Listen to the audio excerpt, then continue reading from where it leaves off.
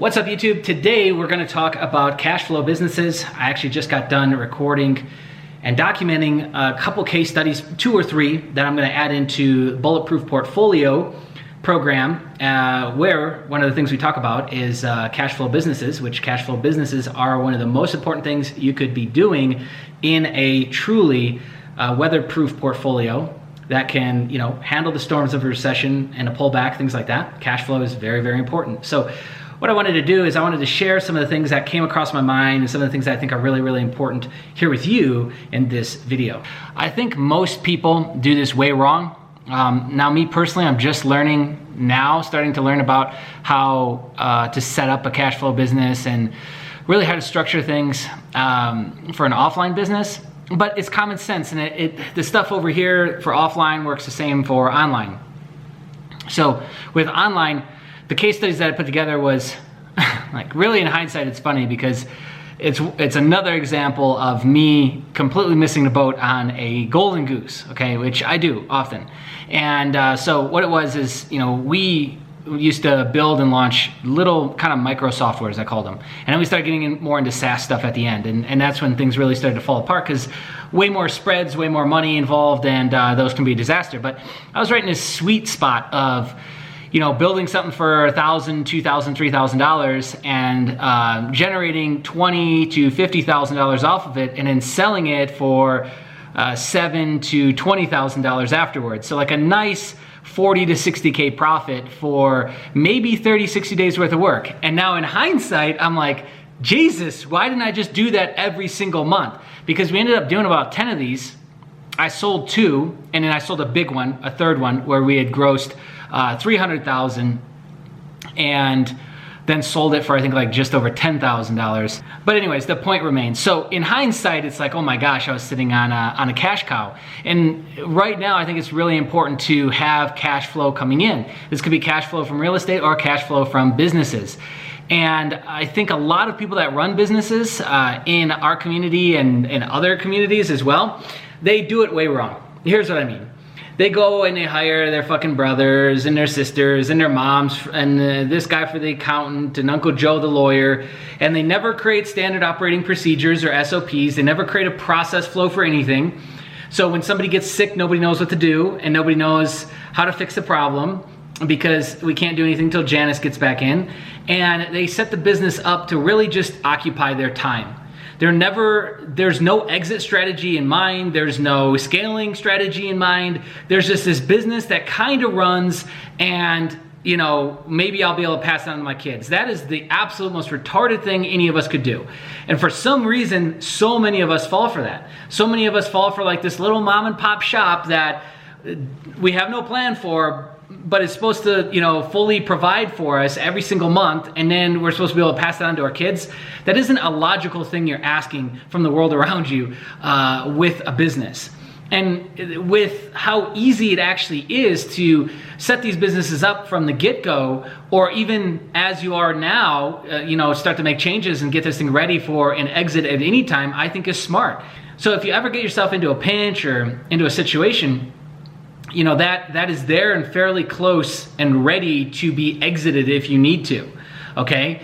So let's not talk about, the past anymore, because obviously you are where you are. But here's what I'm gonna do. I'm gonna give you some tips on if you're currently sitting in a business that you've built or that you've taken over or something that you're a part of, right? Family business, and you wanna do something with it. Now, unfortunately, a lot of the millennial generation and the ones even younger than that, Zoomers, I think they're calling them now, who cares?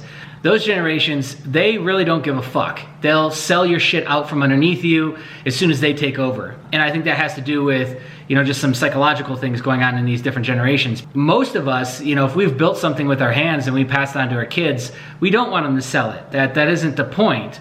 And definitely don't sell it in the same shape that it was given to you. At least improve it and then sell it. And then go do something else if that's what you want to do. But they don't.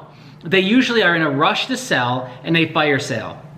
Now that's not bad, but if you need the money, or if you're like 2 steps away from, getting this thing to look really, really good, why would you do that?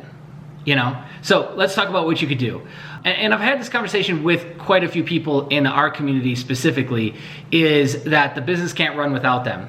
So that's the first thing you need to start working on, is if your business, be honest with yourself, if your business currently has to have you, or has to have Janice the accountant, or has to have, you know, your uncle that's the lawyer, start to implement SOPs and process flow so that you're not required for as many decisions. So you're not required for as many questions. So you're not required for as much time as you are now. And this starts at the bottom up. So when the janitor knows exactly what to do, how to sweep, how to mop, how to clean, where the supplies are, who and how to order the supplies, that cuts out a ton of issues with him. And then the woman that he's talking to, or man that he's talking to, that is office manager or whatever, that orders the supplies, needs to have enough tools in their arsenal to be able to handle problems. They need to be able to fix a certain amount of problems. So up to $100, up to $500, depending on the size of the company, whatever it is. That type of person needs to be able to make those sorts of decisions without the big boss. And even a big boss needs to have a pretty tight schedule. Things need to run, I could say all the way down to a 5-minute interval. It just depends on what kind of business you're running. And that is gonna be, you're gonna see the efficiency go up, but also too, the dependency is gonna go down, which is what you want, because I'm sure there's a lot of people on your team right now that are begging for more independence, that are begging for more responsibility, but you're not giving it to them. Because you don't want to stop and slow down and spend the time to train them or spend the time to create the SOPs, and so it just lingers on. And guess what? Those guys, if they haven't quit already, then they will. Because they'll want more, they want more, and you can't fulfill that for them. So the first thing you need to do is you need to go into your business right now and scrub the thing clean of all the loose ends and all the bullshit that's going on. That's the inefficiencies. And the easiest way to start is SOPs. Everyone gets a kind of guideline of what they need to be doing. Then we need to sit down and we need to set for different departments goals. You could work all the way down to hourly goals. Like your salespeople, they should be working all the way down to hourly and daily goals. Forget weekly and monthly. What are we doing right now to make money? Okay, that's top line revenue. So those are all things that you could do right now. And I know a lot of people, they don't want to exit the business, and they might be thinking, oh yeah, well I don't want to do any of that. That's probably just an excuse because you don't want to put in the work to get these things done to streamline your business. Because even if you don't sell, by doing these, by preparing and getting ready to sell, you're actually putting yourself in a better position to scale and make more money and be more efficient, which I would think you would want regardless. So it should be a great exercise just to see how prepared you guys actually are if an exit or an opportunity were to come. Because there's more and more people who are taking that route to buy distressed businesses and people who are sick and burnt out of them and try and come in and clean up and then scale these businesses, okay? So a lot of these businesses, as much as I hate to say it, most of the people you should probably just fire. Most of the family and the friends that you've got helping you, they aren't helping you. You're paying them and they're being your friend and they're acting nice to you because you're providing them with comfort. And that comfort is a job, that comfort is a paycheck. And so why would you do that? Why would we continue to do that? Why don't we just go be friends outside of this and let me bring in some people who are really qualified? We've all got at least one person like that, okay? Especially if you've got a tight-knit, family-run business.